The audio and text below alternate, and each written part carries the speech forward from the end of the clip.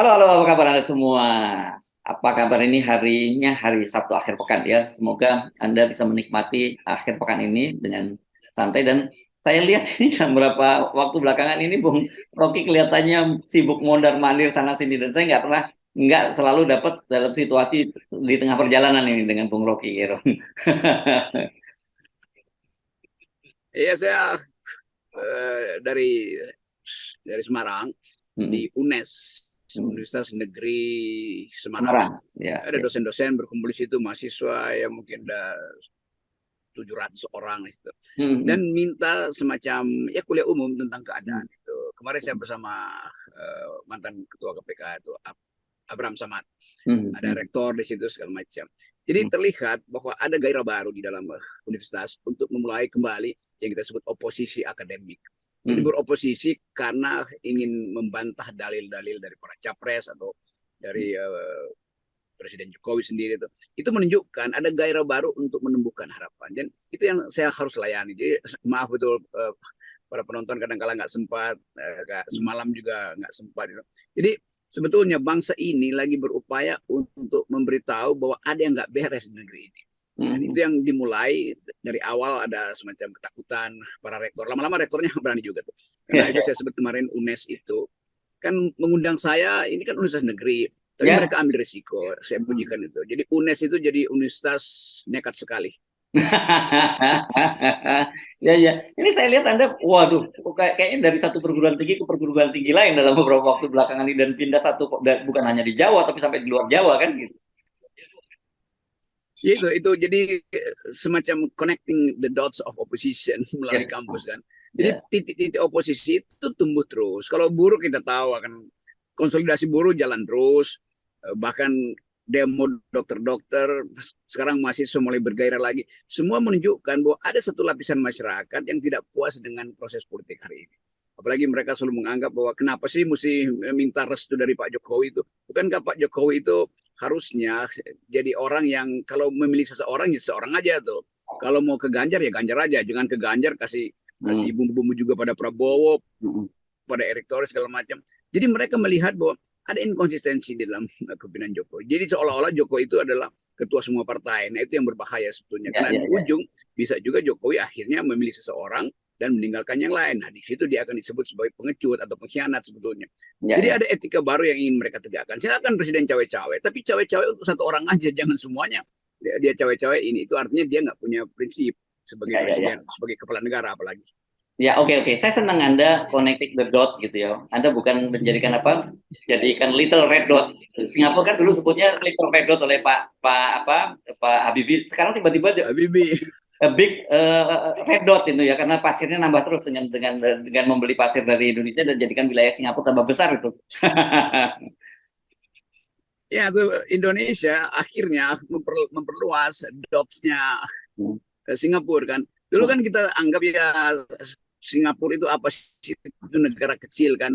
Bahkan ada olok-olok dulu kalau seluruh orang Indonesia meludah ke arah Singapura tenggelam.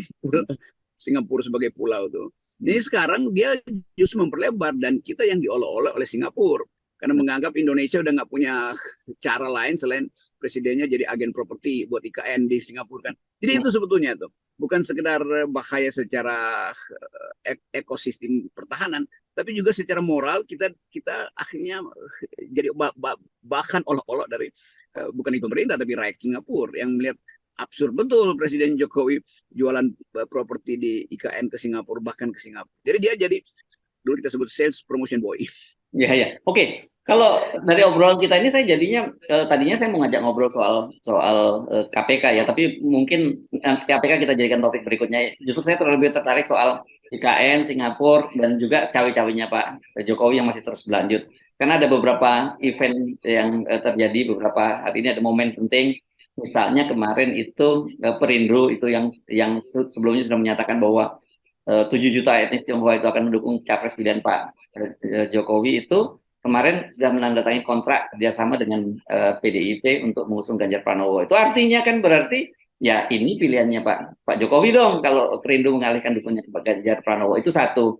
Yang kedua juga soal IKN misalnya Pak Luhut sudah menyatakan di DPR kemarin bahwa sekarang dia menggunakan pengawas asing orang bule gitu supaya bisa cepat selesai dan pada tanggal 24 Agustus nanti bisa tanggal 17 Agustus nanti bisa jadi upacara tahun 2024 jadi upacara.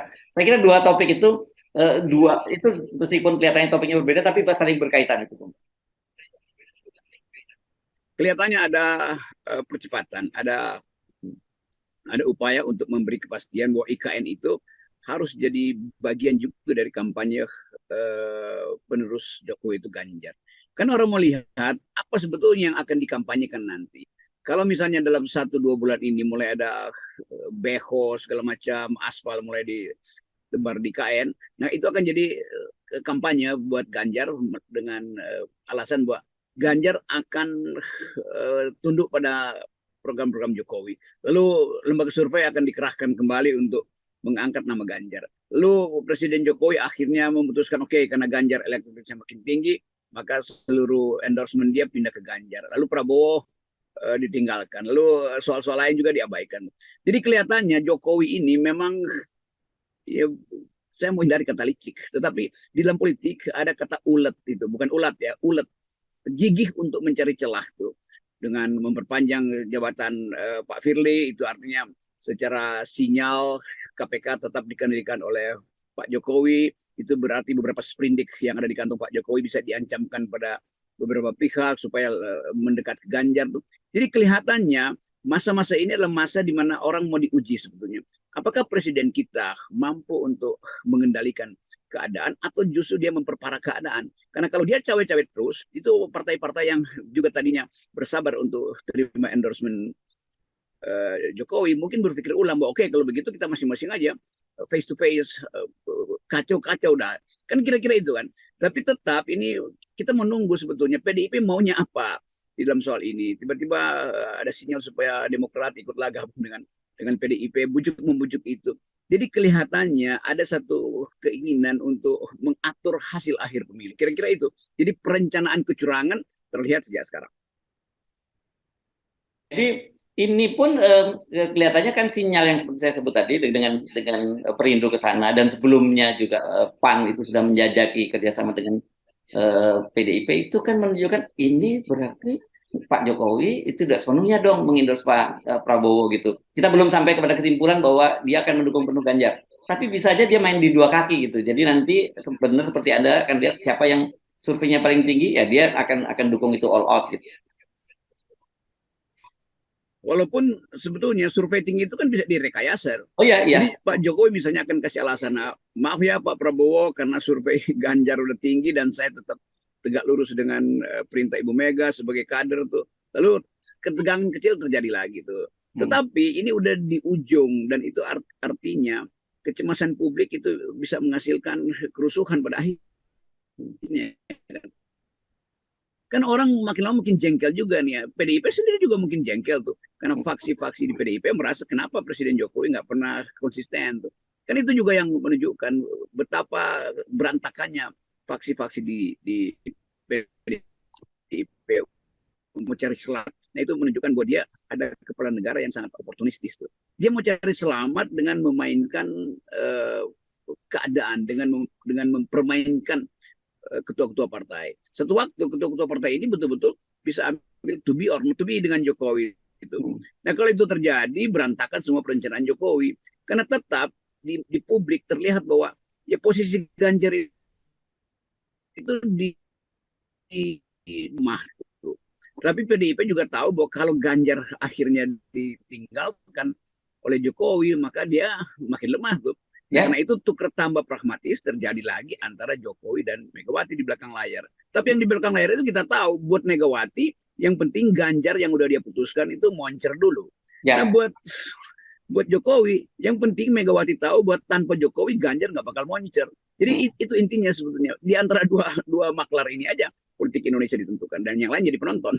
Ya, bisa jadi penonton, PAN bisa jadi penonton. Erick Thohir bisa jadi penonton juga. Ya. Dan yang saya membayangkan kan begini nih, kalau kemudian akhirnya memang kemudian PAN juga bergabung di sana, kan yang tersisa buat Pak Prabowo itu tinggal PKB ya, PKB yang sudah lebih awal dan kemudian Golkar. Itu yang saya kira. Jadi Pak Prabowo juga sekarang menghadapi situasi yang menurut saya, loh kok kayaknya kayak saya dipermainkan juga ya ini oleh Pak Joko Widodo ya, padahal saya sudah sangat loyal pada beliau kan gitu.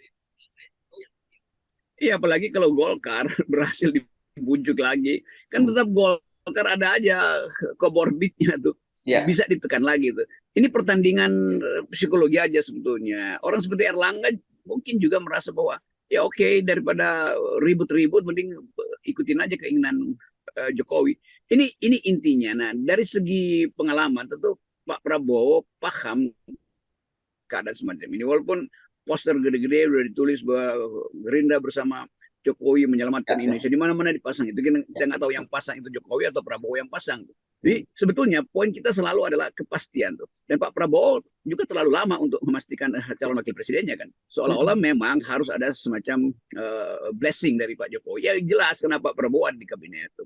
Tapi ketidaksopanan itu bisa menimbulkan kecurigaan bahwa Jokowi sebetulnya menunggu Prabowo minta secara resmi supaya ada kepastian, maka Gibran lah yang jadi calon presiden, sehingga Jokowi merasa oke, di PDIP dia punya Ganjar, di Gerindra dia punya Gibran kan, jadi hmm. G2G jadinya kan, Gibran Ganjar. Tetapi membayangkan itu kan makin lama orang membayangkan kalau begitu buat apa ada republik kalau publiknya tidak dilibatkan.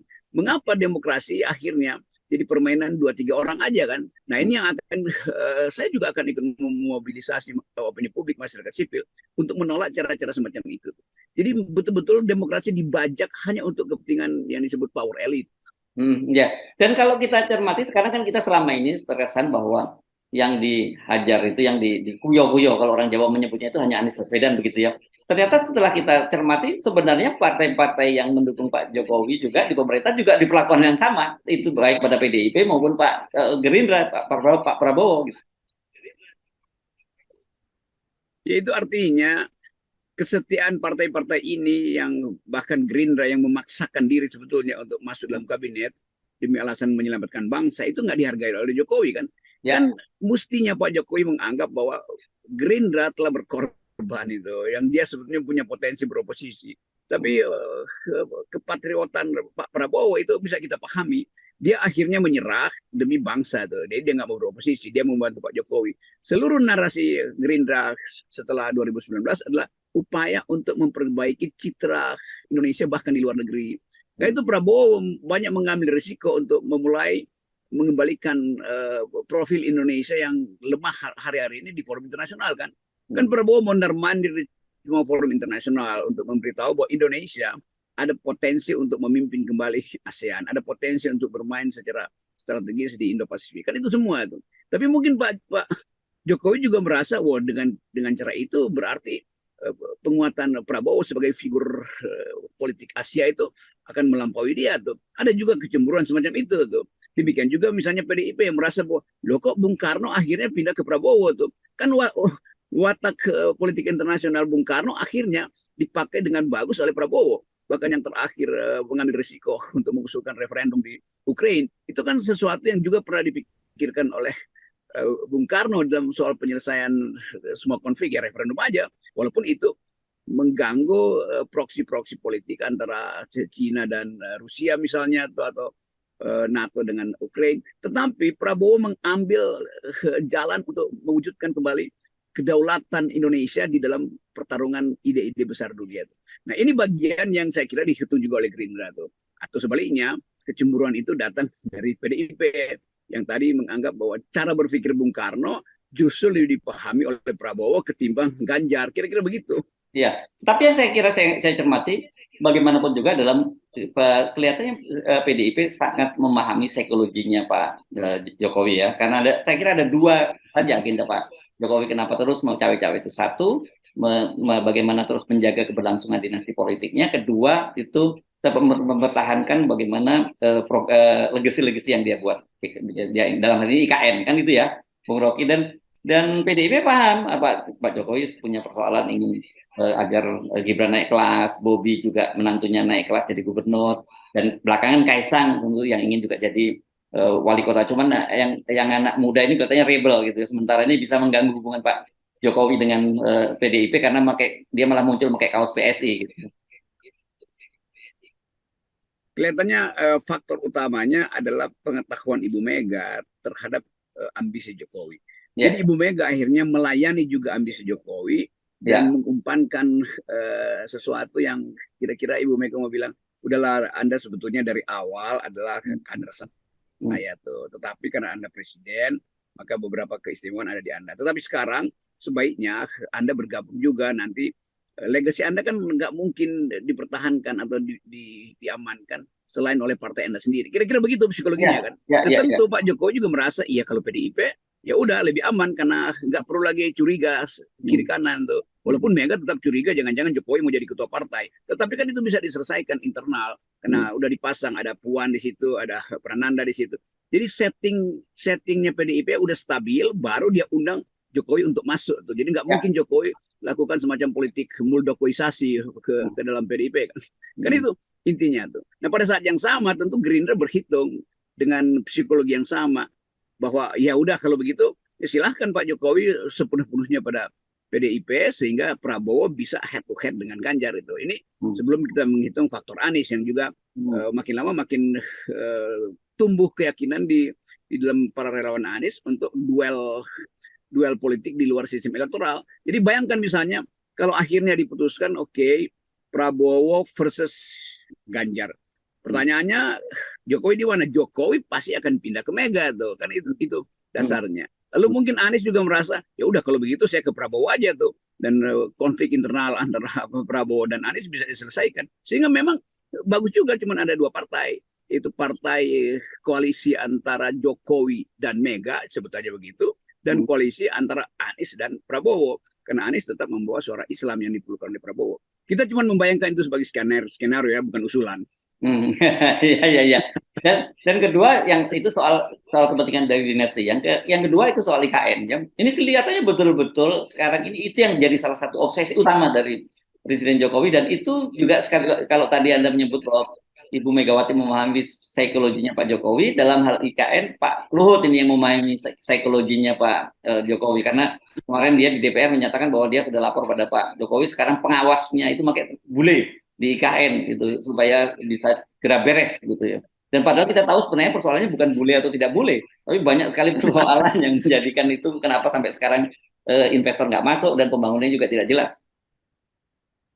Kira-kira itu yang mau dipalsukan sebagai isu. Kan Jokowi menganggap kalau ada bule di situ berarti proyeknya lebih mudah ditangani. Tapi di belakang itu ada soal hukum. Bulenya kan nggak mungkin menyelesaikan masalah konflik tanah di situ atau hak agraria dari masyarakat adat di situ kan. Jadi seolah-olah Jokowi tidak ingin diperdengarkan problem-problem yang jadi protes masyarakat adat tentang IKN atau status hukum dari tanah-tanah yang ada di situ tuh. Nah investor asing tahu itu tuh. Investor asing juga bule loh yang punya kalkulasi bisnis yang lebih masuk akal.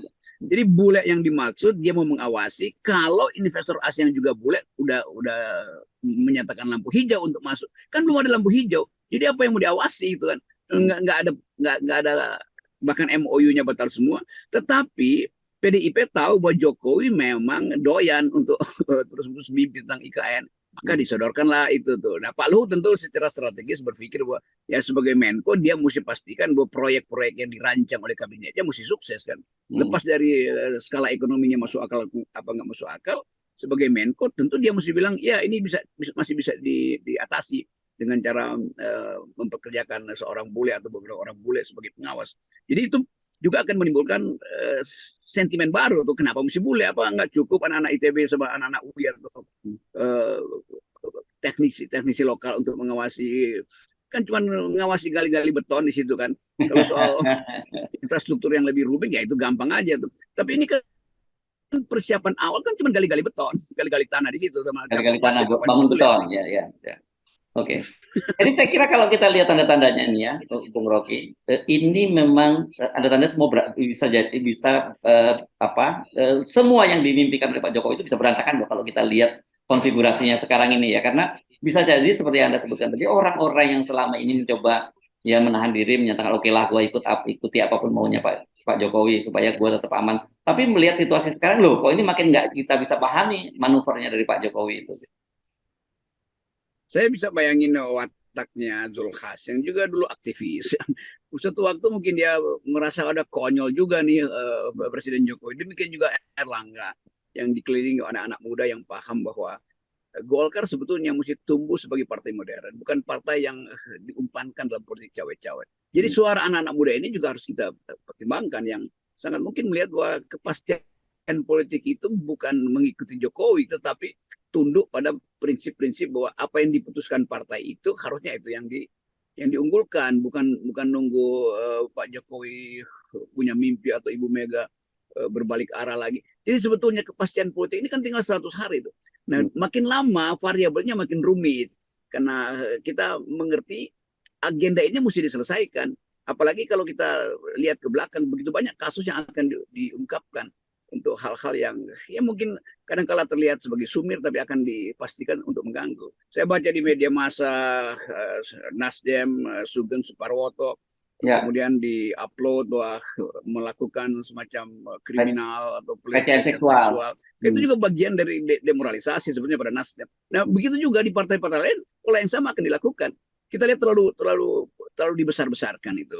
Walaupun kita anggap bahwa kalau itu kasus, ya udah itu kasus individual yang menyangkut perilaku saudara Sugeng Suparwoto misalnya yang tidak paham tentang feminist ethics misalnya atau gender equality, itu soal lain tuh. Tetapi begitu dia masuk dalam skenario bahwa Nasdem memang moralnya kurang, itu artinya satu paket untuk melemahkan Nasdem. Kan mesti yang dilemahkan adalah patriarki di dalam diri seseorang, bukan partainya yang dilemahkan. Itu bedanya begitu tuh. Kalau kita paham bahwa semua isu akan diorganisir untuk melemahkan mereka yang tidak mau ikut di dalam cawe-cawenya Jokowi. Yes, oke. Saya kira ini tapi bisa jadi senjata ini akan berbalik makan tuan begitu ya situasinya. Itu karena situasi yang kita sebut sekarang ini uncertainty ya, tidak menentu situasinya saat ini. Ya, di dalam keadaan uncertainty, mereka yang tersudut justru bisa berbalik untuk melakukan penyerangan. Yes. Dan itu prinsip begitu. Kalau terlalu lama permainan ini, orang akan bahkan publik merasa ya Jokowi ternyata nggak punya kapasitas untuk jadi seorang pemimpin negara atau kepala negara, atau bahkan etika demokrasinya betul-betul dangkal sekali. Oke, baik. Terima kasih Bung Rocky. Tetap 0% ya, Bung Rocky. Ya.